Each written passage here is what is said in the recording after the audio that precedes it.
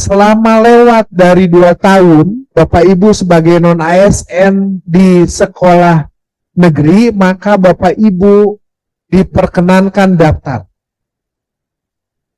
Bapak Ibu guru di Dinas Pendidikan, selama Bapak Ibu walaupun tidak memenuhi data Dapodik dengan PPG-nya, tapi ada bukti lewat 2 tahun terlibat dalam, dan buktinya dibuktikan oleh keterangan dari kepala perangkat daerah, maka Bapak Ibu diperkenankan daftar.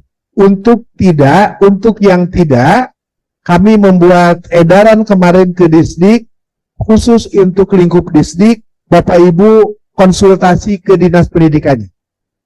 Jadi Bapak Ibu yang belum memenuhi syarat, Bapak Ibu konsultasi ke Dinas Pendidikannya. Kami sudah konsultasi ke BKN dan sudah menyampaikan hasil konsultasi BKN ke Dinas Pendidikan, khusus untuk Disdik yang di bawah 2 tahun atau yang belum memenuhi syarat yang seperti disampaikan. Tapi untuk yang masa kerja di atas 2 tahun, di instansi Dinas Pendidikan Provinsi Jawa Barat, maka Bapak atau Ibu diperkenankan daftar selama ada keterangan dari Kepala Dinas Pendidikan. Pak, yang pelamar murni di gelombang 2, kalau misalnya nggak lolos administrasi, nasibnya gimana? Nah, ini juga Bapak Ibu untuk seluruh, clue-nya adalah yang penting semua ikut dulu seluruh proses administrasi, termasuk proses seleksinya. Bapak Ibu, saya meminta bantuan Bapak Ibu, abaikan dulu mengenai kekhawatiran lulus tidak lulus seperti waktu proses tahap 1. Untuk yang ikutan tahap 2, Bapak Ibu yang penting daftar dulu dan ikuti seluruh proses. Itu clue-nya. Jangan sampai kita, Bapak Ibu dengan kami menyesal ketika Bapak Ibu tidak daftar dan tidak mengikuti proses. Karena ini urusannya penataan non-ASN, tidak murni dalam konteks pengisian formasi. Jadi yang penting adalah Bapak Ibu ikuti dulu ketika memenuhi syarat, seluruh proses termasuk urusan tesnas, abaikan dulu pemikiran lulus tidak lulus di proses SKD dan seterusnya. Jadi timeline tadi menetapkan ada proses di mana ada penilaian setelah seleksi dan segala macam. Bapak Ibu urusan-urusan yang berkaitan dengan tugas dari BKD Prop dan tugas dari BKN sebagai Panselnas, abaikan dulu sekarang. Yang penting Bapak Ibu konsentrasi, Bapak Ibu mempersiapkan diri, melengkapi dokumen-dokumen administrasi untuk daftar dan mengikuti proses. Abaikan dulu pemikiran tentang urusan lulus tidak lulusnya. Itu clue-nya. Jadi kami minta bantuan juga ke perangkat daerah, selama di instansi masing-masing memenuhi syarat untuk daftar, maka yang penting daftar dulu.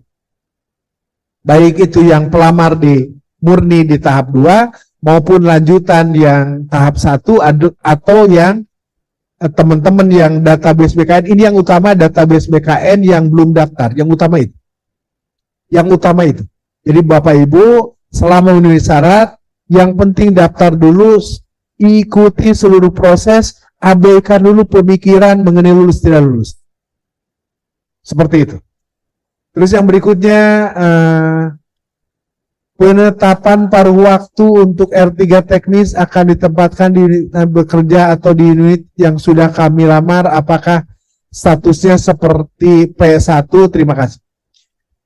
Bapak Ibu, sementara informasi yang kami dapatkan, sambil nanti kami menunggu kepastiannya, maka ditempatkan di instansi yang Bapak Ibu hari ini bertugas.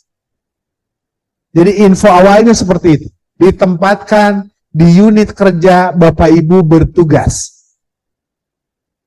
Seperti itu. Nah terus yang berikutnya, apakah gelombang 2 ada formasinya? Jumlahnya berapa? Kalau ada, apakah gelombang 1 bisa ikut kembali tapi menjadi prioritas utama? Ibu Ati, untuk yang data yang di gelombang 1, maka itu sudah menjadi bagian dari penataan non ASN oleh BKD dan BKN. Jadi untuk yang sudah ikutan SKD di gelombang pertama tidak bisa masuk di gelombang kedua karena datanya sudah ada. Tentang formasi di gelombang kedua, gelombang pertama memang kita menyisakan formasi baik di nakes maupun di teknis. Itu jadi bagian peluang untuk yang di gelombang 2 ikutan proses ke P3K-nya untuk yang formasi. Tapi di luar itu Bapak Ibu izin, urusan kita bukan hanya cerita mengenai formasi, tetapi urusan kita ada misi penataan non-ASN. Sehingga yang penting ikut dulu. Untuk yang informasi lengkap tentang formasi silahkan diikuti, tetapi itu tidak menjadi satu-satunya urusan. Urusan kita adalah urusannya, misinya salah satunya adalah penataan non-ASN. Untuk prioritas-prioritas kita ikuti apapun yang regulasi pusatnya, karena CASN itu ada regulasi yang dikawal terus oleh Kemenpan dengan BKN. Terus yang berikutnya dari SM.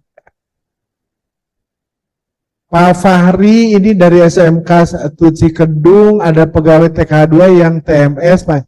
Itu untuk solusinya bagaimana? Apakah bisa ikutkan ke gelombang kedua?